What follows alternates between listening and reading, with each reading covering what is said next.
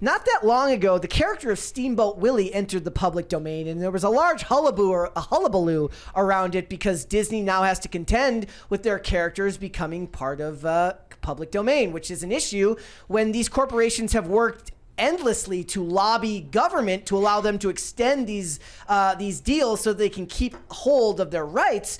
But now it looks like DC is going to be facing down similar circumstances in the next 10 years or so. It says, over the past year, the earliest iterations of Mickey Mouse and Winnie the Pooh have entered the public domain, paving the way for horror projects riffing on the characters, with copyrights from DC Comics' biggest characters, Superman, Batman, Joker, and Wonder Woman, entering the public domain in 2034, 2035, 2036, and 2037, respectively. I do have to wonder what the hell these companies are going to start to do as more and more of their, original creative property starts to be something that the public can use. So I've talked to Chuck Dixon about this, and he doesn't seem like their companies are going to be really worried, because the characters that are coming into the public domain are those very original versions of the characters, and you don't get everything that comes with them, right? You don't get Catwoman, you don't get Bane, you don't get Two-Face, you don't get Brainiac, you don't get all of the other like the supporting crew and the cast, the villains. You don't get all of those. So their rogues galleries have become as important to them as the characters themselves. Right. So sure, you can tell like a basic Batman story,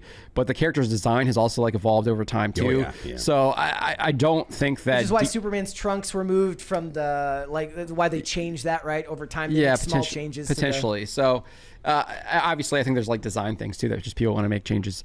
It's not always about the trademark or the copyright, but I don't think that they're really going to be really worried about any of this stuff, because the characters have evolved so much and their stories have evolved so much that you only are really left with like a base amount of what you can do.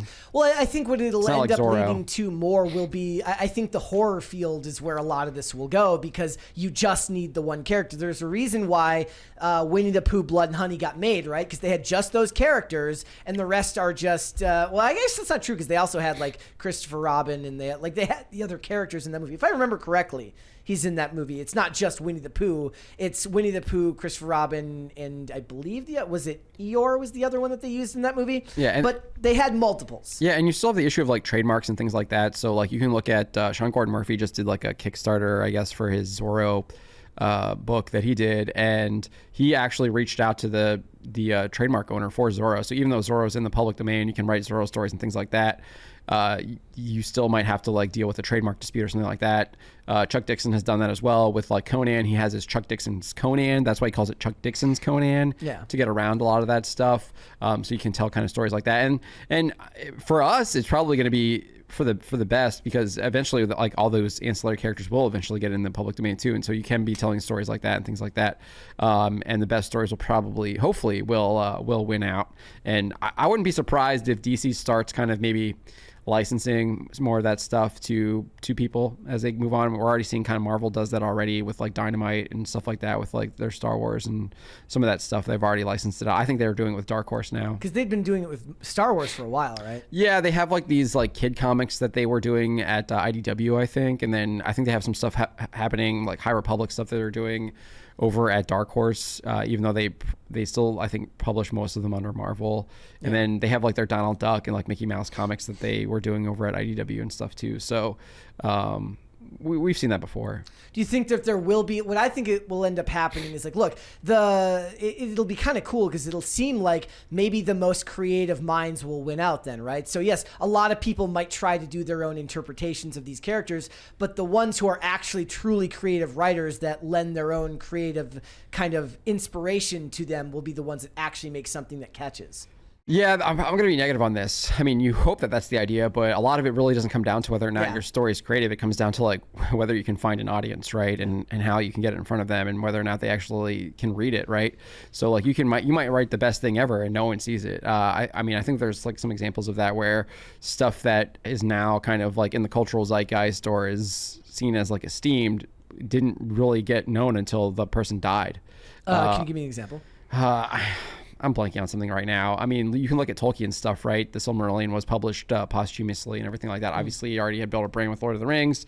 But there's like poetry and stuff that we've seen come out where they find stuff and It was all published posthumously, and then that became big. But sometimes I'm them just kind of being, blanking on a dying and having it published after the fact actually does help. Yeah. The image of the creator for them. Yeah, I think so. I mean, like you made a point about Tupac, right? Yep. You were buying an album. Yep, that After he album came passed out away. pretty soon after he had passed away, and he released a lot of his work was released and then done after the fact that he'd passed Right. on. And between him and Biggie, they became the icons that they were. One, because they were so popular during their Right. during their peak when they were alive, but also the manner in which they died played such a huge role. It's one of the reasons why I still believe that The Dark Knight became as big as it did is Oh, because of the death of Heath Ledger. Yeah, I mean, you can look at the same thing with the Fast and Furious, 7 after Paul Walker. Paul Walker died. Yeah. Yeah, I would love to see people try to do this. I think that we'll end up being in the same realm where what's going to happen is on January 1st of that year, a bunch of people are going to announce their projects that are going to be based on the early versions of those characters, and it'll be interesting to see. But I don't have like a whole lot of faith that the people who are writing them are necessarily going to be the most talented people, because the most talented Yeah. people are going to be writing their own stuff or are writing for other companies. Yeah, I mean, it's going to be exploitative, like you saw with Winnie the Pooh, and I guess what people are doing with Batman horror movie could be cool. Batman is a horror villain. I'm actually kind of down for that. Yeah, there's actually some really good, there are some like good Batman horror stuff. I mean, obviously you've got the whole like Scarecrow. Yeah. I mean, Scarecrow is a like The character, messing yeah. with messing with your mind and all that stuff. Like that's pretty horrific, right? Especially if you really get into it. Like I could see something like that. I mean, you could have an idea where he like goes into like some like he's just having like crazy dreams. And he's having to fight all these other different villains too, right? I love like it. within it. So, and it's just like a horror thing. And then you wake up and he's like, he realizes it's all in a dream or something like that. I mean, there's lots of stuff you could do. Okay, Phil, I need your opinion on this. I know that in the actual libertarian space, copyright is a huge issue, is it not?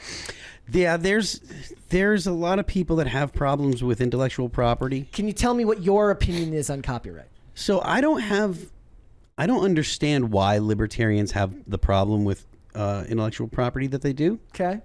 Can you give people like a general explanation of what that is? So yeah, they essentially what they say is once something is created, then anyone should be able to use it if the creator is not harmed. So if nothing's taken from you, if you write a song and you record it, because you released it and nothing is actually taken from you, aside from the profit that would be taken from selling it, but because there's nothing taken, there's no actual crime there. You were not harmed, so it should be free to use, whoever uses it or however what they want to.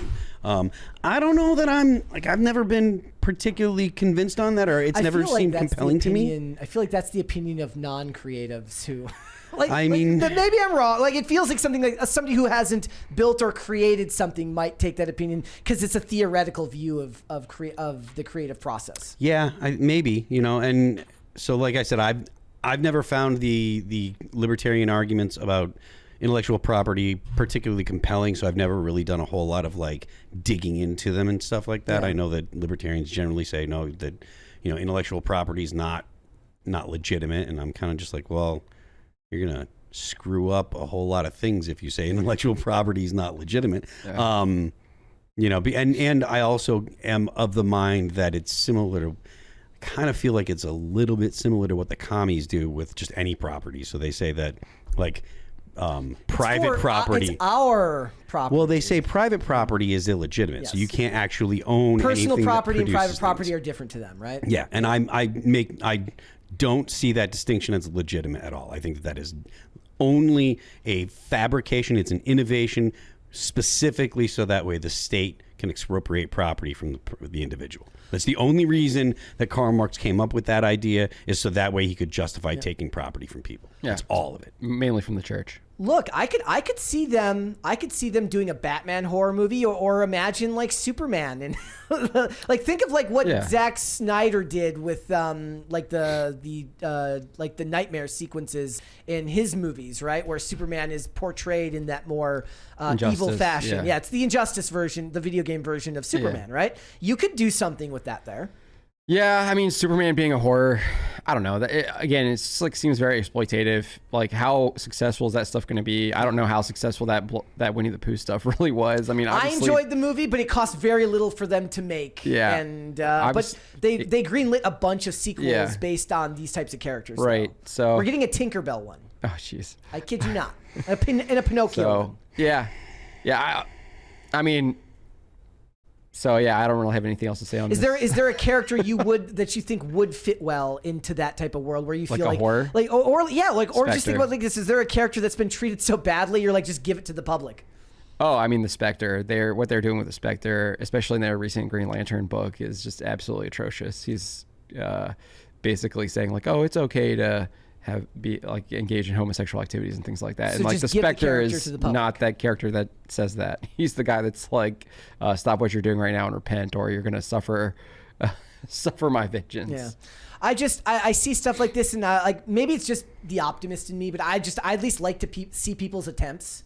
Like when I watched the trailer for the Mickey Mouse one, I didn't think it was all that great. I thought it was kind of weak, but I enjoyed the one that they did for Winnie the Pooh. So it's like I'm pretty okay with seeing these different attempts. It isn't going to ruin my enjoyment of what they're doing with the actual licensed character, because by now the character's gone through so many iterations that the one that that you know now is Batman, what you know now is Superman, is so different from what it was. Remember, like one of the things they point out in the article is like Superman couldn't fly in the initial iteration of Superman, so you're only going to get a Superman who can leap a building in a single bound, but you're not going to get a Superman that can fly. Right. You will not get kryptonite. Right, exactly. That's what I was kind of talking about, right? You don't get anything. So I'm going to disagree with you, though, on the fact that it doesn't harm the brand, like the current brand or whatever. I think, I mean, it doesn't harm my enjoyment of the brand. Sure, and maybe that's your personal thing, but I do think it does harm a lot of people. I mean, you just look at Star Wars. Look what they did to Luke Skywalker, and that's a quote-unquote official... but these would be unofficial. Done. These would be unofficial versions. Would they be? I don't know. I mean, I guess you'd have to figure out a way in your own mind to like come across that. But I do think like some people would start seeing that as like, I like this better or whatever. So I do think that hurts if you're trying to stick with like continuity and things like that. Maybe somebody in the chat can answer. I think if you destroy a character the way they did Luke Skywalker, that can significantly harm. But that the way was you done think. by the official company. I don't believe that Joe Schmo 32 creating his knockoff brand of Batman will do the damage to the DC brand that Star Wars officially screwing Luke Skywalker did to the Star Wars. Yeah, sure. It's like fan fiction, and you don't see anything like that, and you could treat it that way. But like, there's the possibility that maybe like it does become huge in the zeitgeist, and like now that's like how people look at those characters, and so I do think that it could like indeed like be the same way as if like Lucasfilm was doing it. That actually kind of leads me to the question I wanted to ask. So if it becomes public domain and somebody makes that property, they then own that version of what they've created? Because what I think would be cool is if somebody ended up creating one that was so good that DC went and like bought it back. Do you understand what I'm saying? I don't even know if that's even possible. I don't think so, because once it's in public domain, I mean, obviously I'm not a lawyer. I'm not the best. But it would be person, cool to see them create one so good that they actually hire the person who made it to then work for them. Right. Yeah. I mean, we saw that with Warhammer, right? They've already done that. Yeah. There's this guy named Astartes. He had a YouTube channel. Obviously, that's naming himself after the Space Marines. But his animation and short videos that he did were absolutely amazing, and they brought him on to do their Warhammer Plus whatever thing they've got that's behind a paywall. They should have been. They should have hired the many people who make stuff about Halo to do the Halo series rather than. Are you gonna watch season 2, Phil? You want to review it on here with me? You want to go through that? No.